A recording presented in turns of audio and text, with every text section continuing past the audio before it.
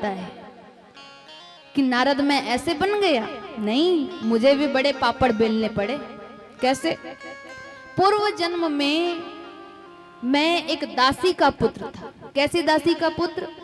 ब्राह्मण मंडली जिसकी दासी थी मेरी माँ, और उसका मैं पुत्र था, दासी का पुत्र।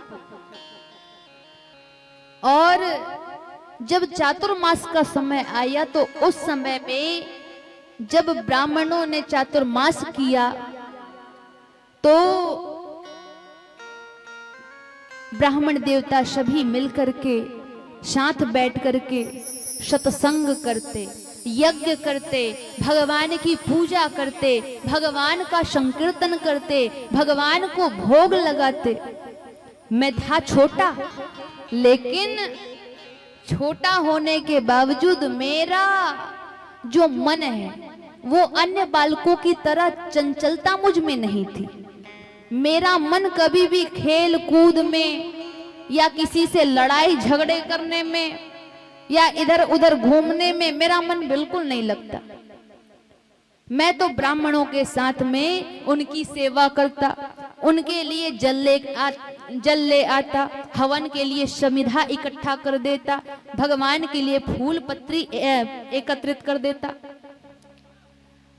और इस प्रकार से उनके ही साथ में रह करके भगवान की पूजा करता।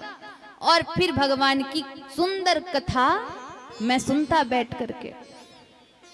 भगवान की कथा सुनते सुनते सुनते सुनते मेरे मन में, मेरे हृदय में भगवान के प्रति प्रेम अगाध हो गया। मैं भगवान के नाम के बिना एक पल नहीं रहना चाहता। भगवान ही भगवान, बस मेरे लिए भगवान ही सब कुछ है और कोई कुछ भी नहीं। अब तो चातुर्मास समाप्त हुआ, चातुर्मास पूरी हुई, ब्राह्मण जब चलने लगे तब नारद जी महाराज उनका साथ पकड़े कहने लगे कि नहीं, हम भी आपके साथ चलेंगे। हमें आप में और भगवान की कथा में बड़ी प्रीति है, हम आपके साथ चलेंगे, आपकी सेवा करेंगे, भगवान की कथा सुनेंगे। ब्राह्मणों ने कहा कि नहीं बेटा, तुम्हारी माता बूढ़ी हो गई है, तुम्हारी माता है, अपने माता की सेवा करो, अपने माता को छोड़ करके ऐसे जाना सही नहीं है। ब्राह्मण देवता समझा बुझा करके वहां से चले गए। इधर नारद जी महाराज व्यास नारायण भगवान से बता रहे हैं, कह रहे हैं कि एक दिन सुबह सुबह अंधेरी रात्रि में, प्रातः काल वही 3 बजे के आसपास जब अंधेरा होता है, तो उस समय में गाय दूहने के लिए मेरी माता दूहनी लेकर के जब चली तो अंधेरा था, सर्प को देख नहीं पाई। पैर जैसे ही सर्प पड़ा तो सर्प ने मेरी माता को काट लिया। सर्प ने जैसे ही मेरे माता के पैर को काटा, डस लिया, तो मेरी माता जो है तड़प तड़प करके मर गई। जैसे ही मेरी माता मर गई, मृत्यु को प्राप्त हो गई, तो मैं बड़ा प्रसन्न हो गया, मैं खुश हो गया। लो बताओ, व्यास नारायण जी कहते हैं कि अच्छा, तुम्हारी माँ मर गई और तुम खुश हो गए? बोले हाँ, मैं बहुत खुश हो गया। बोले क्यों? इसीलिए कि अब माता जी रही नहीं, अब मैं ममता से दूर हो गया, माया जाल से छूट गया, अब घर बार की चिंता नहीं, मैं भगवान के लिए समर्पित हो जाऊंगा। अच्छा, फिर क्या हुआ?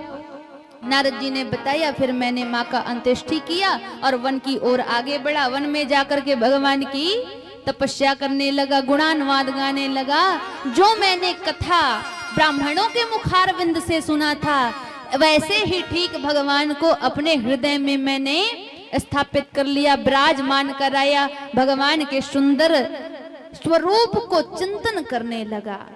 जब उनके सुंदर स्वरूप का मैंने चिंतन किया तो धीरे धीरे धीरे धीरे भगवान के चरणों में ऐसा प्रेम हुआ कि आंखों से अश्रु की धारा झरने लगी। भगवान ने समझा कि अरे ये तो मेरा बड़ा भक्त है, अतः भगवान ने उनके हृदय में ही प्रकट होकर के उनको दर्शन दिया।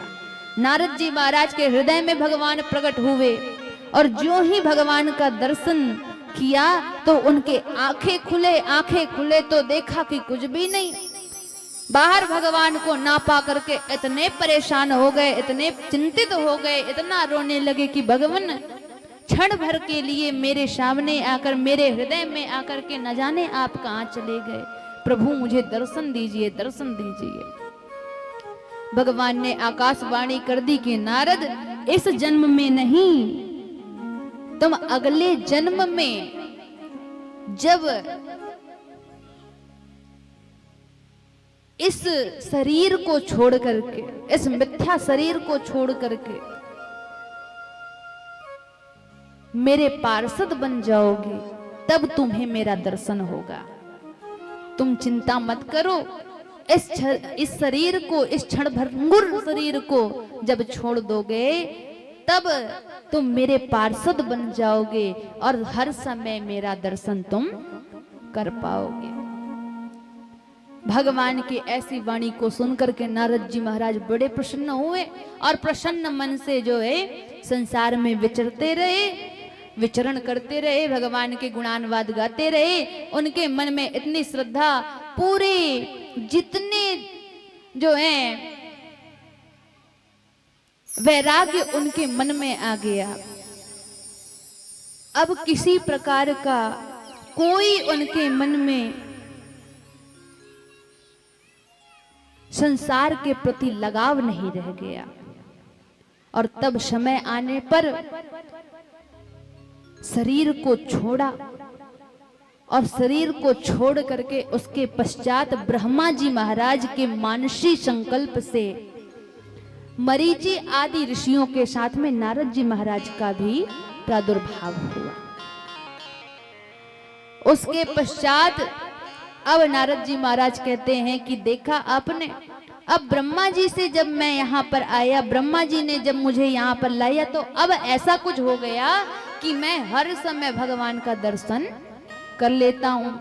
मुझे जाना नहीं पड़ता, बल्कि मैं जहाँ पर भगवान को बुलाता हूँ वहीं मुझे भगवान का दर्शन हो जाता है। इसीलिए व्यास नारायण जी, आप भगवान कृष्ण की कृपा यदि चाहते हैं तो भगवान कृष्ण की कथा को अलग करके 18वां महापुराण आप तैयार कीजिए। और ऐसा उपाय बता करके, सलाह दे करके नारद जी महाराज वहां से चले गए और व्यास नारायण भगवान ने वहीं बैठ करके 18वां महापुराण श्रीमद् भागवत महापुराण के रूप में उन्होंने लिखा, जिसमें भगवान श्री कृष्णचंद्र जी की ही लीला कही गई। बोलिए श्रीमद् भागवत महापुराण की जय। इस प्रकार